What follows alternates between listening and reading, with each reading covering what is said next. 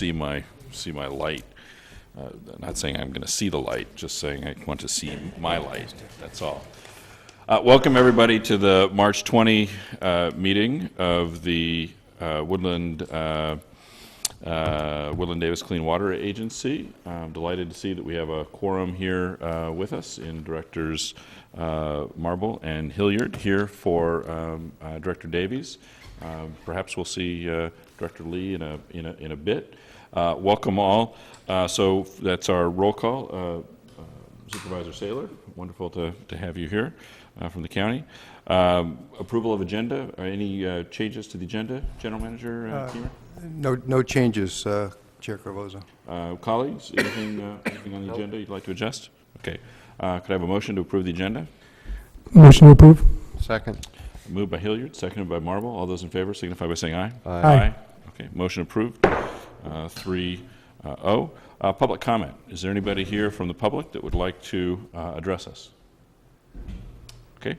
There being none, we'll move to agency business. We have 3 items on consent. Any questions on any 3 of the consent items?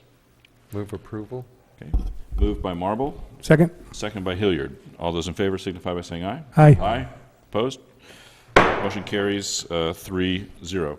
We'll move now to the update of the Davis Woodland Water Supply Project. And Dennis, do you want to come and lead us through this? Yes, Chairman Carvoza, board members. I don't have a formal presentation for you this afternoon. It's only been about a month since our last meeting. We continue to make good progress on all fronts, but I did want to just spend a minute and highlight a few issues for the board. Perfect. The first area is grants and loans. Since our last meeting, Woodland has formally notified the California Department of Public Health of their intention to move forward with their 2 SRF loans that total $142 million. We met with them recently, and the current schedule is to have the final loan documents available for the city by May 1st. We continue to work through efforts, remaining issues on the Clean Water SRF with the State Water Resources Control Board. And we continue efforts to secure remaining state and federal funds. Dr. Marble and I went back to Washington along with our colleagues from Meridian and Natomas Water Company, and it was a very successful trip this past March 3rd to 6th, and I would say it looks very favorable for the agency obtaining the remaining, agency in RD 2035, obtaining the remaining federal grant funds for the project. And there's additional information on the details of our grant and loan efforts under the report under item number 1. Regarding the DBO contract, CH2M Hill plans to move their initial trailer onto the site next week. Earthwork is scheduled to begin the week of April 7th, and our groundbreaking ceremony is set for April the 10th at 10 a.m. CH has also been advertising for local subcontractors. In your packet, you have a copy of the ad that was run in the Davis Enterprise. At your places, you have a copy of the ad, essentially the same ad that was run in the Daily Democrat. Regarding the joint intake, we did have a successful bid opening on March 5th, and that's on your agenda for later this afternoon. In the area of permits, we're still working on our 404 permit from the Corps, our incidental take permit from the California Department of Fish and Wildlife, and a 401 certification from the Regional Board. And our current schedule calls for having all of those permits in hand no later than May 1st. And that's a really important date so that we can start work at the intake site at that point. With regard to property rights, we're still working on our final 2 property rights. We've talked about the railroad and having a conceptual agreement with them. Still in the process of finalizing the formal agreement for that property right. And the other property that is outstanding is known as the Lillard property. That's along the Davis treated water transmission main. We've updated the appraisal, and we're in the process of scheduling a meeting with the property owner regarding those rights. Energy utilization. As CH2M Hill progresses their design, Information is being provided to Terra Verde so that they can complete their analysis. Also, CH is in, C2M Hill is in contact with PG&E regarding energy efficiency rebates that might be available. Finally, schedule and budget. We remain on schedule. Completion of the regional water treatment plant and pipelines remains June of 2016. The intake completion scheduled for September of 2016. With regard to the budget, next month at our April meeting, we'll be doing our annual update of the overall budget, in adjusting the cost for inflation over the past year, as well as bringing in new information, for example, the latest information on the joint intake bids and other adjustments that have taken place over the course of the project. So that'll be on next month's agenda as an update of our overall project cost. And then lastly, at your places, you have the latest monthly update for the project. This is our summary, summarizes all the work that's been going on, and this is being posted to our website. You have our change order summary, which is essentially the same one that you saw last month. And then finally, as I mentioned, the ad from the Woodland Daily Democrat. Be happy to answer any questions the board might have. Okay. Directors Hilliard or Marble? Saylor? The state revolving fund loan that the city of Woodland has received and has accepted, what portions of the project is that applicable to? They actually have two loans. One loan is for their local facilities, and that loan is through the city of Woodland. That's for $31.5 million. Mm-hmm. And the second loan is for Woodland's portion of the regional facility, and that's for $111 million. And that loan is through the agency. And the health department set it up that way because they want to make the loan to the owner of the facilities. Okay. And are those are clean water funds or those are safe drinking water? Safe drinking water. Yes. And Public health. Public health. And the City of Davis request is for what portions of the project? And The City of Davis does not qualify under the Health Department's criteria for safe drinking water, SRF. We have a separate application into the State Water Resources Control Board for clean water SRF, and that is a request that's for the regional facilities, and also a separate one for the City of Davis local facilities. Can I chime in there? Just so you know, Don, the Woodland, even though we indicate that Woodland has accepted that SRF funding, that means we've taken the next step towards acceptance of it, which required a formal piece of paper, but we're still holding until the last possible moment when the T's are crossed and the I's are dotted in terms of it no longer being reversible, so that we can see if the other loan by any chance comes through and proves to be superior. do you have an application for? The other loan is a joint loan. The one from the State Water Resources Control Board is a joint loan for Both cities. For both cities, and even though we don't have any formal acknowledgement that we've been approved on that loan, the City of Woodland will delay its decision, its final decision, until the last possible moment. Because those terms are more favorable. Because it's a longer term loan. The interest rate will likely not be as favorable, but the impact on ratepayers could be better. So till we know for sure, we have one in the bag and one we're waiting to find out. That's right. When might that decision be known? Well, we're trying to work through the last remaining issues and questions with the State Board staff right now. So we have a series of meetings planned to see if we can't come to some resolution of the outstanding issues. It could be a matter of weeks. Certainly a final decision at the time that the budget is approved in the July timeframe would be kind of the last worst-case scenario in terms of timing. Okay. Next topic, if I could, there's the cap-to-cap delegation. Are people on this board attending, participating in that? And will there be any necessary activism? Yes, I was going to report on that, but I'm happy to do it now if that's okay. Sure. And then Jim's got a question. I'm on the water team, so I'll be formally associated with all of the joint lobbying efforts that go along with the regional approach on water issues, and have attended the team meetings in that regard as in past years. So that'll be kind of business as usual. For me, in relation to that team, Jim will be back in Washington. He's specifically assigned to the flood team. Good. And but he'll be there and available as well. So that's where Woodland's at. I will not be attending Cap to Cap. I don't know, Brett, if you'd considered attending. No. You've not considered, or you don't plan to go? I'm not intending to attend. Thank you. Okay.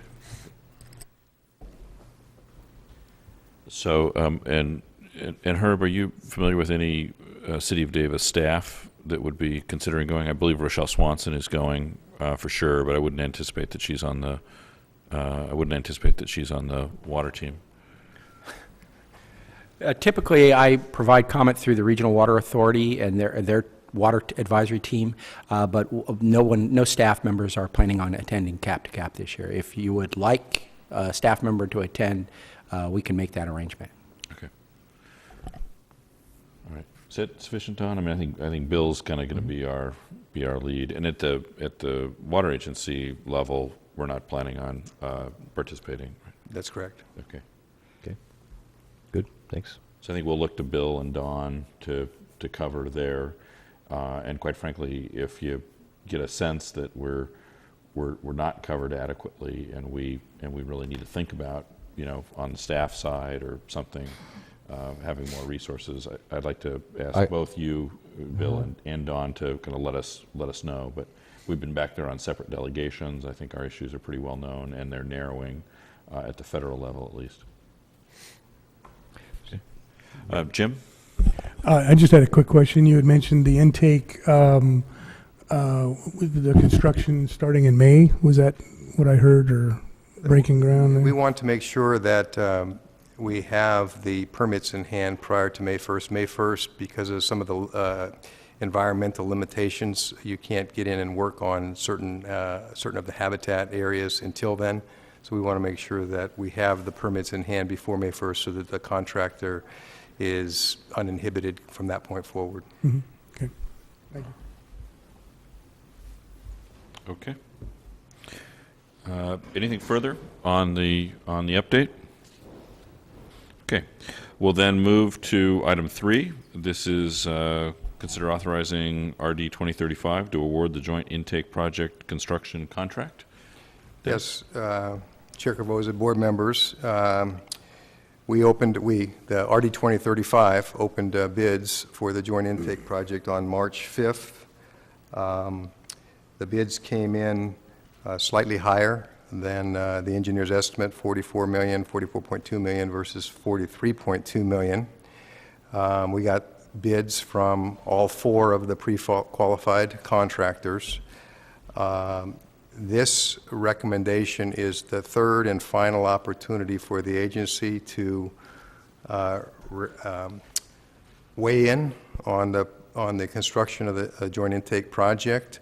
With this authorization, if the board approves the authorization, then the joint intake project will move forward and will be constructed under the schedule and costs that we received.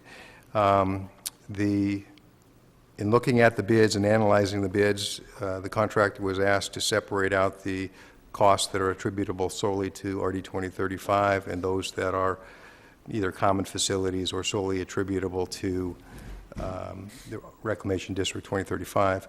And in going through that analysis, it's clear that the agency-only costs are within our currently approved budget. So we're comfortably under that amount. On the common facility side and the RD 2035 side, which is the grant eligible portion of the contract, we're going to be a little bit short. So what that means is we're going to need additional grant funds, both state and federal, probably on the order of $3 million each. So instead of getting $16.7 million from the feds and $16.7 million from the state, we need to go back and up that amount to about $19.7 million for each. Again, on the federal side, based on what Dr. Marble and I heard back in Washington, that is probably not going to be an issue or a problem. On the state side, we were still short about $6.7 million, so that new amount that we'll be seeking on the state side is about $9.7. So again, we have the money to cover the non-grant portion of the contract that the agency is responsible for in our budget, and we will work with RD 2035 and with the state and federal representatives to adjust the grant-funded portion accordingly to reflect the new bid amounts. And I'd be happy to answer any questions the board might have on this recommendation. Jim, do you have any? Okay. I'm good. Bill or Don? Brett? Just out of curiosity, in looking at the bids, there was a fairly wide range. I mean, they were all, I mean, did anything sort of come out in terms of, I mean, obviously they submitted a fairly probably thick packet on their bids. There's a $10 million spread. I'm just wondering, the high bid, did they see or anticipate costs dramatically different than some of the other bids in terms of contingencies or things like that? In talking with Reclamation District 2035, they did talk with the low bidder, Balfour Beatty. First of all, Balfour Beatty has extensive experience building intakes. They built one for the city of Sacramento, and they also built one for the county of Sacramento and East Bay Mud, the Freeport project. So they have recent experience building intakes. They are confident that they did not make a mistake in their bid. They're standing behind their bid. They feel they can deliver the project for the price that they submitted. Anecdotally, they did indicate, and we did learn that they have a slightly different method that they're going to employ for the construction of the cofferdam, using a different piling technique that appears to be cheaper than perhaps the way that other bidders approached it. And they also apparently have some sheet piles left over from previous jobs that they plan to utilize. So those are two areas where it looks like they saved a little bit of money compared to the other bidders. Okay, yeah, thank you. I was just kind of curious about that discrepancy, and that helps explain some of it. Thank you.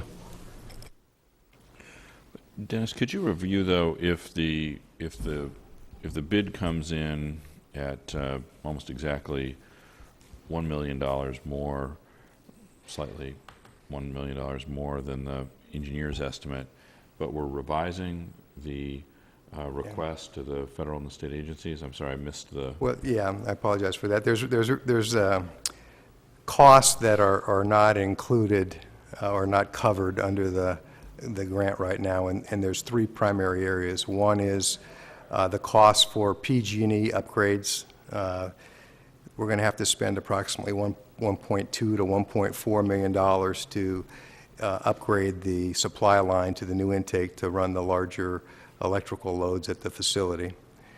And that appears to be 100% grant eligible, so that wasn't included in the currently authorized agreement with the Bureau. The second area is the construction management services and engineering services during construction. They're on the order of $4.5 million. That's a contract with Montgomery Watson Harza and RD 2035, and that also had not been included in the currently authorized grant amount. And then the final item is a contingency, and what we're asking the funding agencies for is a 10% contingency to deal with unanticipated conditions and potential change orders. We feel 10% is likely more than what we'll need, but it's a number that, if accepted, would keep us from having to go back again to the funding agency. So we're trying to make sure that we have all of our costs covered, go back one time and get the adjustments made. So in essence, we've identified a few key areas of cost that can be requested from the agencies. That's right. And we're now going to add those in. That's right. And these are not costs that the Bureau and the funding agencies are unaware of. In working with them, they suggested, well, let's get the bids in. If by chance the bids come in, significantly under budget, it would, allow us maybe to not have to make an adjustment or a smaller adjustment. But now that we have the actual number, we'll go back and cover all of those additional areas I mentioned. But why didn't we include those at the outset? Well, they were identified as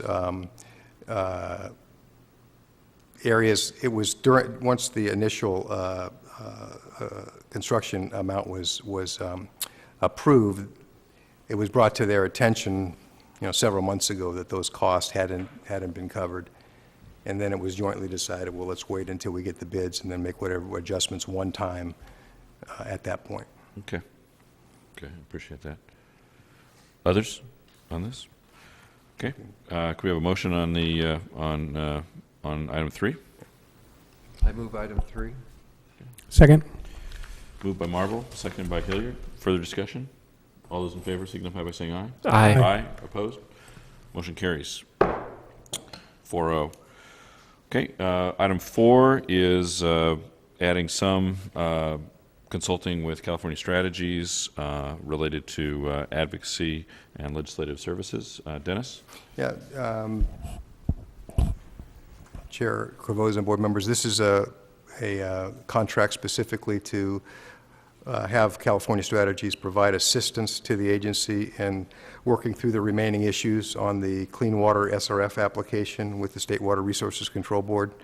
They're very experienced and skilled in working with the governor's office, with the legislative representatives, and their assistance will help us in resolving these remaining issues with the state board staff.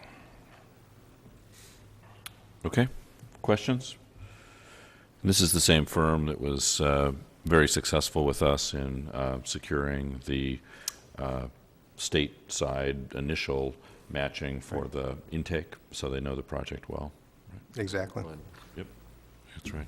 Need them for round 2. That's right. Okay. Further questions? Could I have a motion to approve item 4? Motion to approve? Moved by Hilliard, seconded by... I'll second that. Okay, thanks. Let's mix it up here a little bit. Thanks, Brett.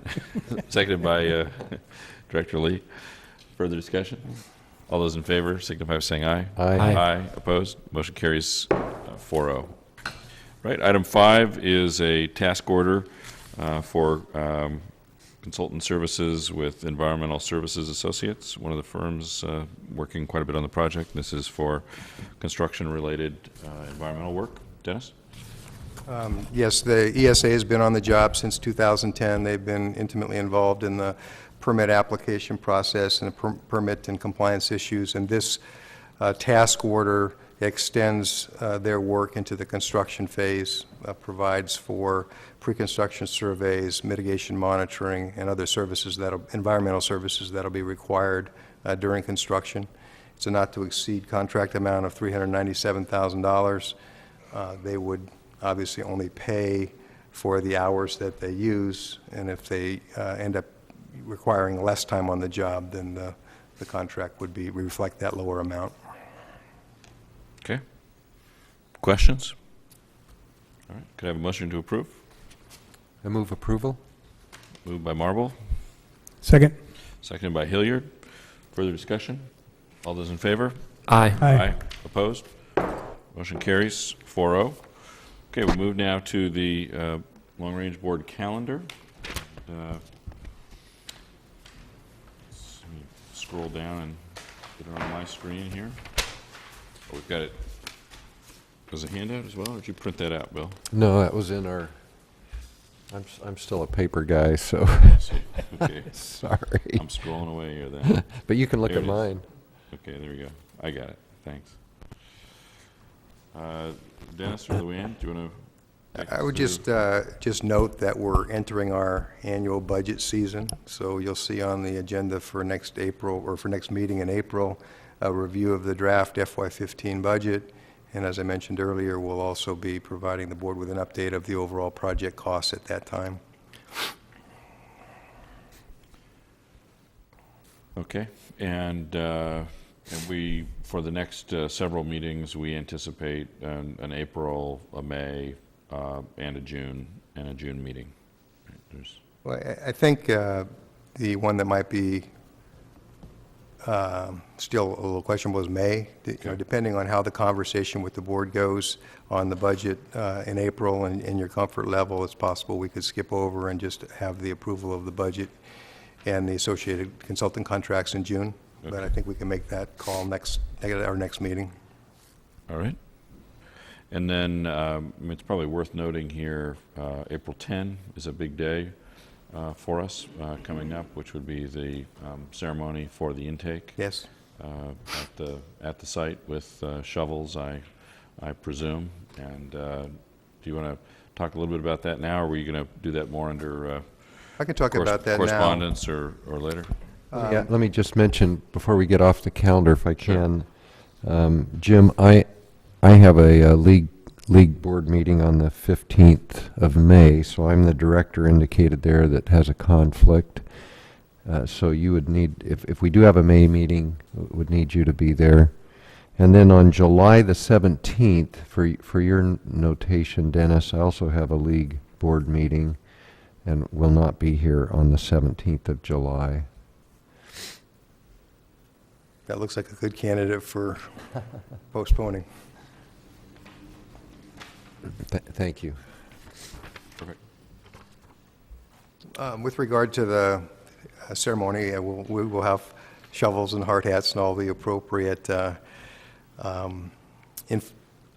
equipment, and hopefully we'll have CH will be on the site, and they'll have some earth-moving equipment to show that we're actually starting the work on the project. We have received confirmation from Senator Wolk that she will attend. We're also rounding out our speakers and hope to have several of you speak. We have not heard back from Assembly Member Mariko or from UC at this point, but we're continuing to follow up. Very good. And we did invite our congressman when we met with him Yes. and I did check, his staff back in Washington. I did check with our consultant back there, Roger Gwynn, and the members are in session that week, so likely we'll have staff members representing them, and we'll make sure that they get the proper introduction. Mr. Chairman, Okay. is it true that Tina Turner is coming and will be singing Proud Mary for us? It's a rumor, but it has not yet Rumor. been confirmed. Not confirmed. Okay. We heard you had an in, so you were going to make that happen. I'll do that. Yeah, What please. was the song, Don? Proud Mary. Okay. Big river keeps on rolling. Yeah, you could do that for I us. could do that Yeah, myself. I could do myself. I heard you do it very well. Yeah, so It's true. I can make that motion right We now. have a bass player. I can accompany you if you'd like. Jim, do you have a question? I was just going to mention that I am available on the 15th, and so I will be here. Thank you. Okay. Anything else, Lynn Ann, that you want to clarify, or Dennis, on long-range calendar? No. Okay. Correspondence? We have the copy of the ad that was run in the Davis Enterprise in your packet, and then, as I mentioned earlier, the one that ran in the Daily Democrat at your places.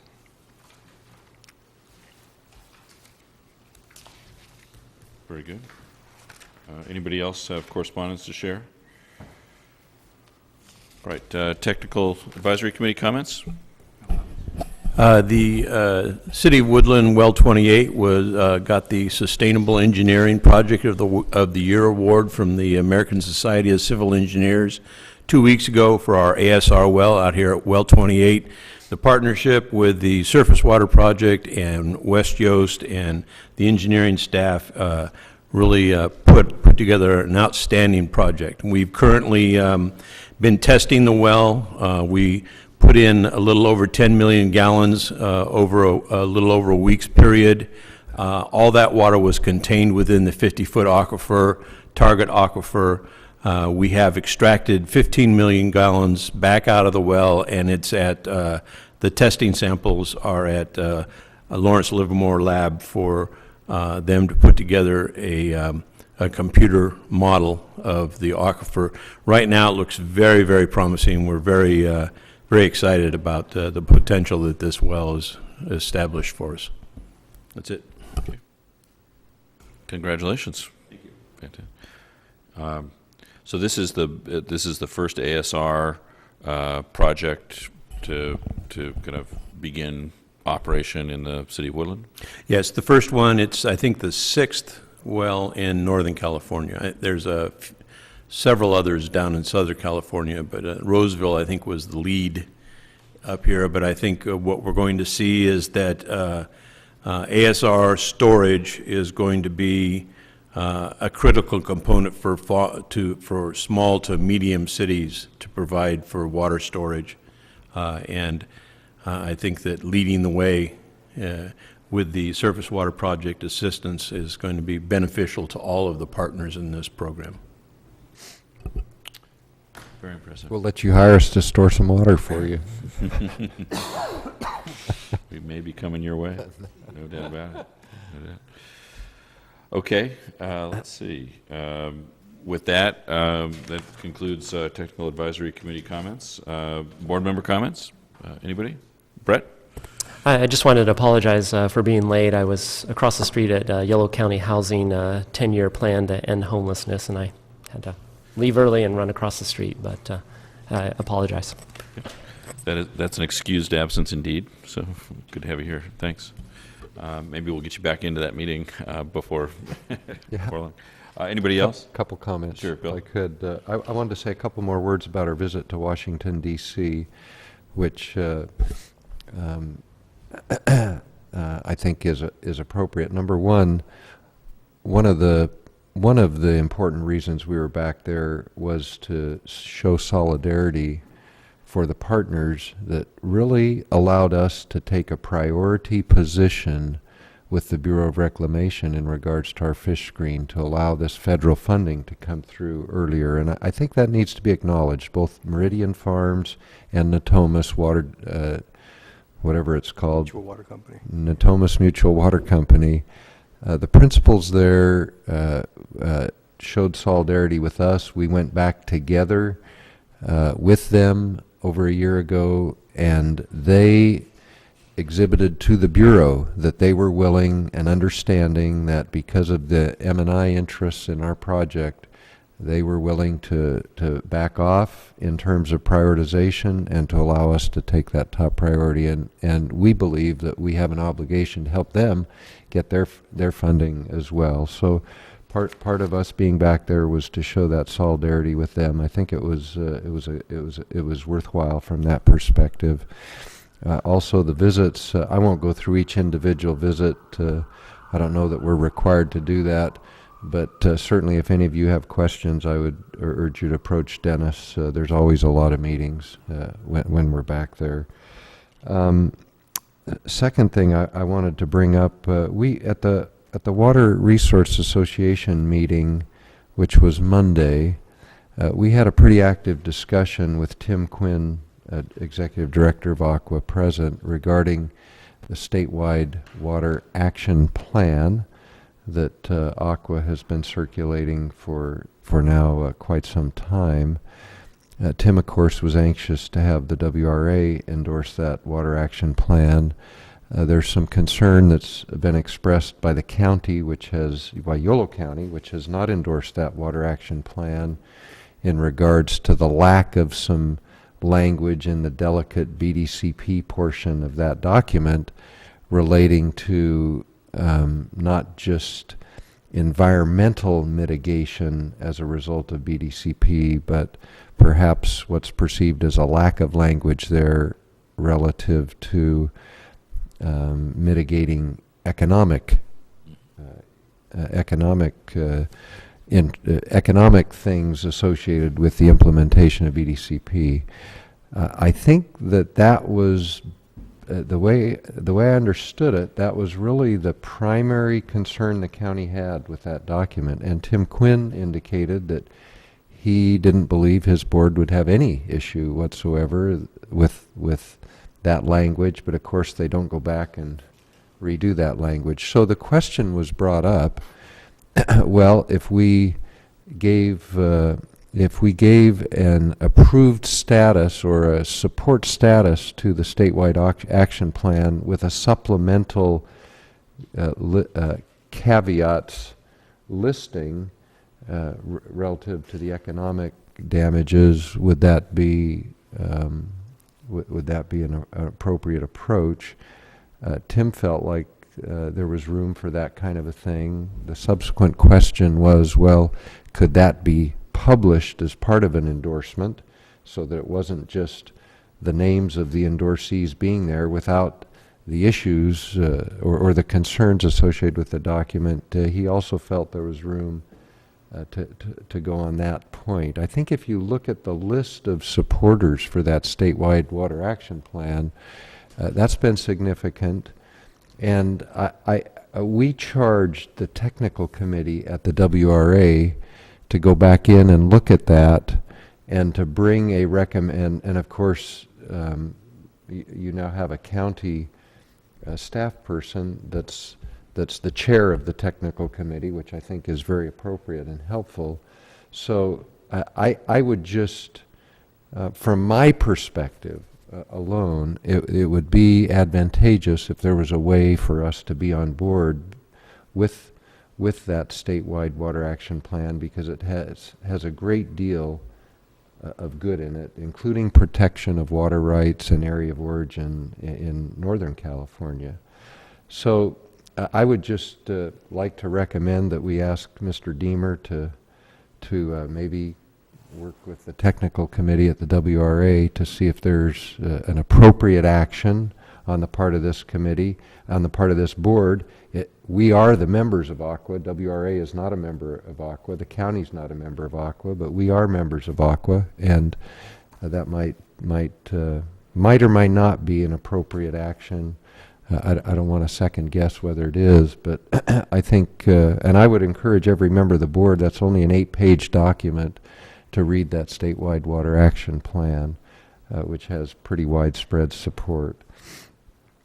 The other thing that's been ruminating in my mind a little bit, it's been some time since we published any kind of an op-ed. We've done it individually. We've done it, a few of us. I know we're in an election cycle, and that sometimes can be, and you've got a measure now on your ballot in Davis relative to your rates. So I wouldn't want to do anything that was in some way counterproductive to that.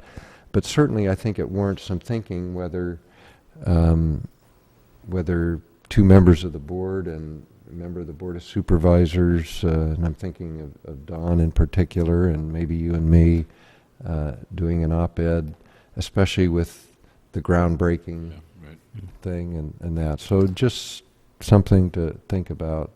I haven't contacted either of you about that, but I've been thinking about it.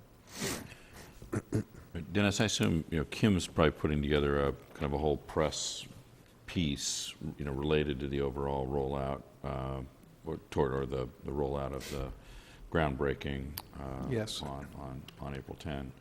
And I have to apologize. I think I said the groundbreaking for the intake. Of course, that's not the case. We're talking about the groundbreaking for the actual project. We can't get 95% of the community to understand the difference there. So I hate to add to that. As soon as I said it, I caught myself. But I think that's an excellent idea, Bill, to think about, because that is a moment in time when we're going to be able to build it.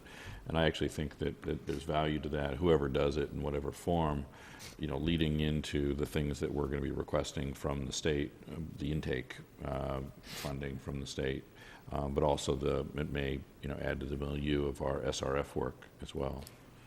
So definitely Kim and the staff's working on a press release associated with the April 10th. If you'd like, we can talk to her. I can talk to her about the possibility of an op-ed and some ideas. And work with the three of you. Is that Even if we did an op-ed after, I mean, I don't know what the best timing Yeah. is, but I know this is just a great moment to celebrate some incredible accomplishments since we originally were formed in 2009, not just the groundbreaking. And I think it's just always good to remind the public of what those accomplishments have been in a fairly simple form. We sometimes lose sight of that. And in a drought year, those accomplishments even loom larger. Brett? So after you've written that, it might be nice for the other members to have the opportunity to sign it if they agree with it. Yeah, as long as there's no Brown Act issues. I didn't mean to leave anyone out. No, That I was the understand, but only- yeah, after it's written, we could either decide to either sign or not sign, so we wouldn't actually discuss changing it, but after it's written, having the if that ability can to be sign done, that on. would be tremendous. Yep. Yeah. Yeah. So we'll, let me get together with Kim and get some ideas and thoughts and draft something up and come back with some suggestions for Sure, we can the board's fuse some stuff. consideration. I mean, I think at the groundbreaking too, the cost reduction is, a big thing to tout, make sure everybody understands, how, we're on time and we're below budget. And if it can fit, I think that the ASR story in Woodland is an absolutely, perfect one to work in. And in the context of drought, the conjunctive use element and moving to ASR in Woodland and diversifying our supply to include surface water, existing groundwater, and ASR water. I think that's exactly what the public wants to know, that we're doing the project right, and the drought, only puts an exclamation point on that. And I have just two other quick items. One is I wanted to make sure that Tim Quinn got invited to that groundbreaking. We are, as I said, members of Aqua, and I think that would be appropriate for him to be invited. David Guy and Todd Manley were members of NAQUA, and it'd be appropriate to make sure they're invited. And then Meridian and Natomas You bet. ought to be invited. So I know Kim's fleshing out that list, but just wanted to make sure those... That's good, we'll make sure they're on there. Okay. And then just to mention to the board that there will also, Dennis, maybe you can say a little more about the panel that will take place at the Aqua meeting in May that you and I will be part of. Yes, I'm apologize in advance if I leave somebody off, but it'll be Dr. Marble, myself, Jim Yost from West Yost, and I believe Lindsay Smith, who's a key staff member on the project. And it'll be a panel discussion about the DBO project, the procurement method that we used, the success that we had. We'll talk about the water rights that were central to making the project a success and enhancing the water supply for both communities. And then we also want to talk about, the board process and the community processes that were utilized to build support for the project and to bring the two cities together under the JPA and produce a successful partnership. So it should be of interest to a wide range of Aqua participants. It'll kind of be a case study of our experience with the surface water project. Good. That's all I had to report. Thank you. Don? A few items. I concur with the idea of an op-ed. I think that it's far more effective for informing people about an event like a groundbreaking and making it a prominent event than a news release is. I think the authors' names will draw attention to it, and it'll be featured in a different way in the news coverage. So I think that's a really good idea and very timely, and really a nice way to encapsulate the work of this board over the last several years in the two jurisdictions as well. As far as the statewide water action plan and the meeting on the and signing on in some form, I'll bring that back to county staff and talk to them a little bit about it. I imagine, is Cindy Tuttle involved in, or who is the Yeah, well, Cindy is, of course, and, gosh, her name escapes me. Elise? Elise. Elise Sabatini. Lisa. Yeah, Elise, pardon Elise. me. Okay, so she's the Elise tech. is the chair of the tech committee Okay, now. very good. So Elise Elise got, actually, a number of items were tasked to go back to that technical committee, one of which related to a drought proclamation by the county, which the county had been reluctant. And the discussion at the board meeting was that the board could not see any downsides and some potential upsides to having a Right. drought proclamation at this point. So they were tasked to go back with that. And then some issues relating to groundwater. They were also, which I think it impacts us, the potential for the state to become incredibly involved in groundwater they're on the way. regulation, and we want to make sure that we're not jeopardized or penalized within this county, and that we're being proactive. So the Tech Committee was tasked to go back with that action, and we certainly don't. If humanly possible, we don't want to be at odds with the county on an issue. We want to be collaborative within our region here. So that's why the request went to the tech committee to go back and see if there was some way for that to come together. Okay, couple of comments.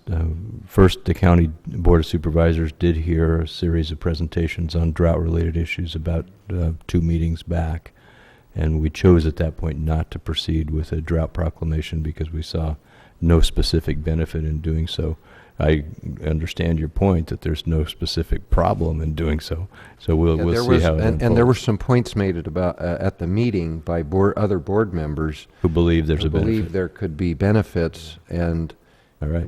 and it's better to have that proclamation done, because what the future Okay. We can easily put that. To be able to access funding quickly was one of the key ones. Well, we didn't see that a few weeks ago, but Yeah. if there is an opportunity now that would benefit our jurisdictions, then we'll certainly entertain it and proceed. There was a SACOG meeting today of the city managers and the board of directors of SACOG on a similar set of issues, and it included a template for varying stages of emergency for drought condition, from pay attention to holy cow, it's a big problem, along with some suggested approaches that jurisdictions might take. It was pretty. It's at the beginning stage, I think, and we had a good, rich discussion about this at the regional level. Back for a second on the Bay Delta Conservation Plan and the issues that you touched on. The county's general sense of policy perspective there is that any plan should be based in science, should have something about the beneficiary paying, that there should be local voices engaged in governance, and that all impacts, whether they're environmental or economic, should be addressed and mitigated. And that's basically the thrust, and that's pretty much the thrust we saw today and presented to the SACOG board. So in the language that this statewide water action plan contains, the county would be looking for that kind of alignment, and that's the advocacy direction that we've got deployed. An item that you might be interested in here is that on March 31st, there's going to be a forum in Davis in the Blanchard Room from 7 to 8:30. The forum is entitled "Is There Enough?" and it's about water about water issues. The speakers include Senator Woke describing water bond legislation, the proposals, David Guy, who you mentioned earlier, giving a context for the array of water policy issues, Jay Ziegler from the Nature Conservancy talking about environmental habitat kind of issues, Tim O'Halloran with a perspective on groundwater management and monitoring that's happening here. And I'm leaving out somebody.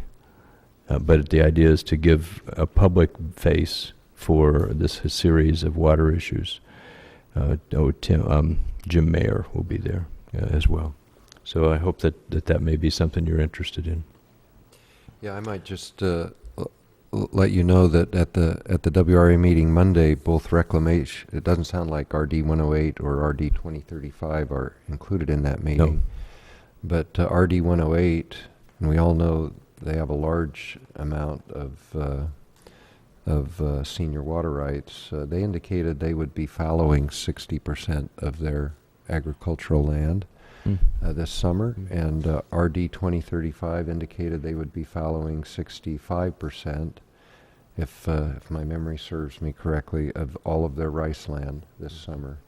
In response to what Richard could tell us all about, their, even those senior water rights not being given even the minimum 75% that they supposedly are to get by contract. So this is the ripple effect, I think, is much larger than anyone in the community really understands in terms of the impact, the trickle-down impact coming from fallowing land to workers to everything. So timely forum. I'm sorry I won't be able. I'm tied up that night, but would love to be there. What's that? No, it's a 7. I'm sorry, it's 7 p.m. to 8:30 p.m. at the Blanchard Room. The notice I got, I thought it said 7 a.m. I thought, man, that's kind of weird to have a morning meeting that early, but I'll go. Okay. I've got it on my calendar, but I will move it to a p.m. time frame. Okay, good. Thank you. Okay. Concludes, you Yeah, I'm sorry. concluded, Don? Yeah, Good. thank you. Good. Yeah, and I should probably mention for Davis that, no great suspense, but I believe it was on Tuesday that Judge McGuire formally issued his opinion, recognizing the validity of the Davis water rates. And so that's formally kind of wraps up that chapter of the Davis water rates, although the structure and the level will be an initiative to overturn on the June 3rd ballot. Brett and I were the rebuttal, or the no, and then the rebuttal argument to the yes arguments that will be in the voter pamphlet. So we've put that together. So all related to the project. And I feel pretty optimistic about that, but we'll see. All right. I think with that, that concludes director comments. Anything else before we go? Dennis, I did want to ask, especially if we may not have a May meeting, that the project energy use kind of come to us as a formal item update, or at least be a significant part of your update for the April 17 meeting. I'm curious about that. Terry Verde's had that issue for a while.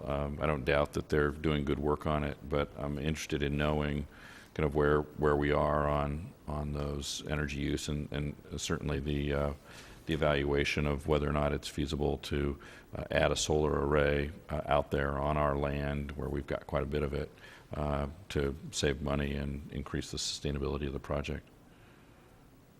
Okay. Good. All right. Anything else from the group? All right. We stand adjourned.